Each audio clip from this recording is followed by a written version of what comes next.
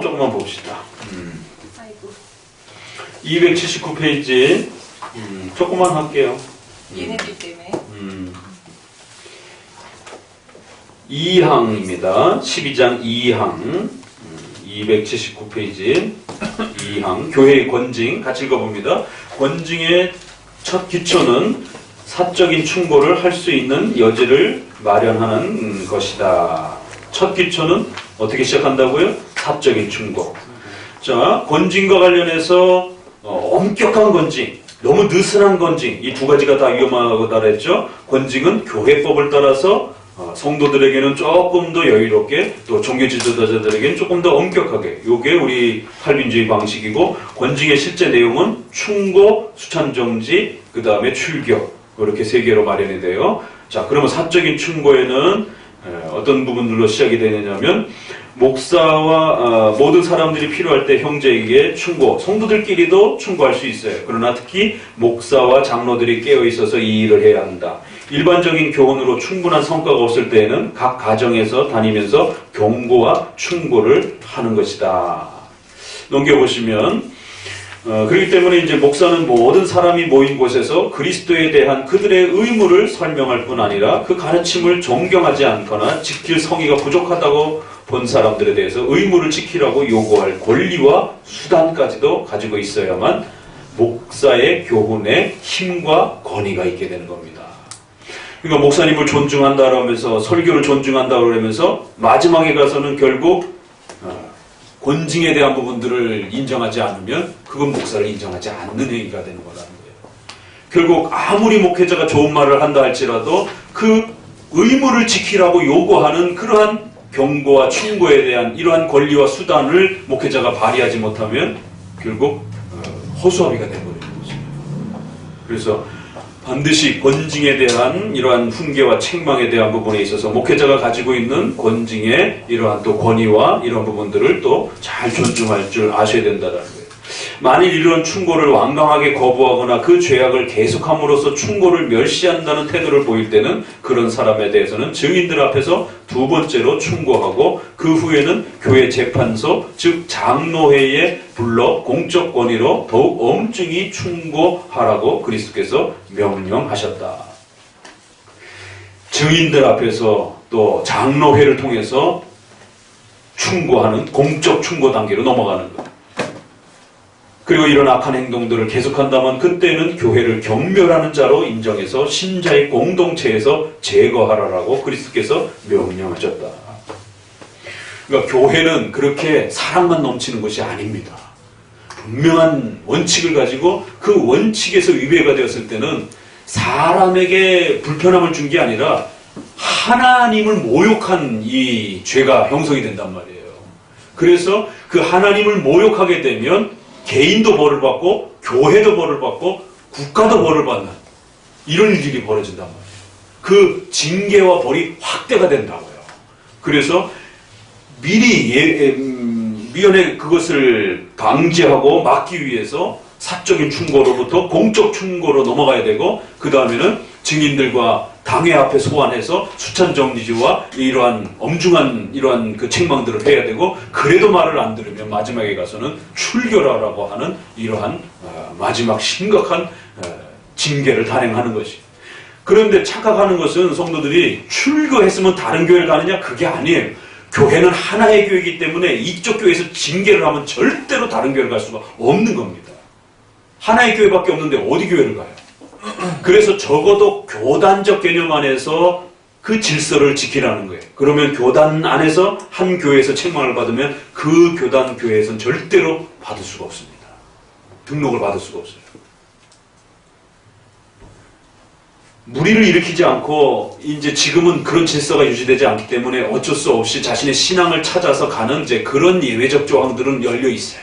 그건 예외적 조항이니까. 그러나 교회에서 목회자와 싸우고 다투고 분쟁을 일으키고 이런 방식에서 징계의 책망의 방식으로 나가게 되면 그건 이제 사태가 심각해지는 겁니다. 그러면 마지막 순간에 출교 형태로 징계를 하는데 그거는 근신기간을 말하는 거예요. 다른 데 갈 수 있는 게 아니라 집에서 혼자 예배 드리라는 겁니다. 그 어떤 교회에서도 예배를 받을 수 없다는 겁니다. 근신기간에 집에서 혼자 성경책 보고 예배 드리는 겁니다. 그리고는 교회가 징계를 허락하면 이제 해벌을 하면 다시 들어오는 겁니다. 그래서 고린도서에 보게 되면 사탄에게 내어줬다라고 했을 때에 그것은 다시 지옥 간다 그런 뜻이 아니라 그 상징적 의미예요. 우리가 이 땅에서 고통받고 비참한 그런 모습들을 마치 사탄에게 지배받는 것처럼, 그래서 결국 성도가 교회의 보호 바깥으로 내던지게 되면 마치 사탄의 그 공격 앞에 아무런 보호도 갖추지 못하고 이제 교회의 이러한 도움과 보호를 받을 수 없는 그러한 비참한 공격 상태에 노출이 된다는 거예요. 그래서 더 많은 고난도 찾아오게 되고 더 많은 질병도 찾아오고, 희한해요. 교회 다닐 때는 그렇게 안 아프고 이랬던 부분들이 그러한 징계로부터 바깥으로 넘어가게 되면 수많은 고통과 질병들도 찾아오게 되면서 위험에 노출이 된다는 거예요. 그게 사탄의 공격 앞에 노출되도록 그냥 던져놓는다는 거예요. 적어도 우리 장로교 쪽에서는 그렇게 해석합니다. 그거를 지옥 같다 이렇게 해석하면 큰일 납니다. 구원론하고 깨져버리게 돼요. 그래서 출교라는 게 얼마나 무서운 것인지. 그래서 교회에는 이러한 방식으로 그 권징의 절차를 반드시 잘 마련해서 그 개인도 보호하고 교회도 보호하고 국가 나라도 보호해야 된다. 그러나 이제 사망까지만 봅시다. 이렇게 진행을 할 때에 반드시 조심해야 되는 것은 우리는 사적인 죄와 공적인 또는 공개적으로 나타나는 죄를 구별해야 된다.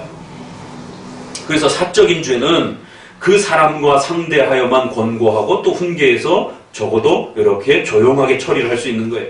그러나 모든 사람 앞에 꾸짖어 나머지 사람을 두려워하게 하라라고 하는 이제 이런 말씀에 따라서 이것이 공개적으로 교회 안에서 분쟁이 되고 문제를 일으켰으면 그건 공적인 책망과 징계로 처리를 해야 된다는 겁니다.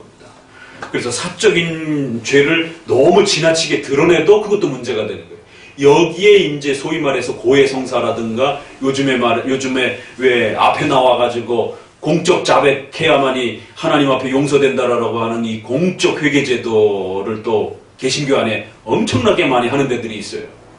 여기 뭐 분당에 우우 무슨 교회에서 한다고 그랬잖아요.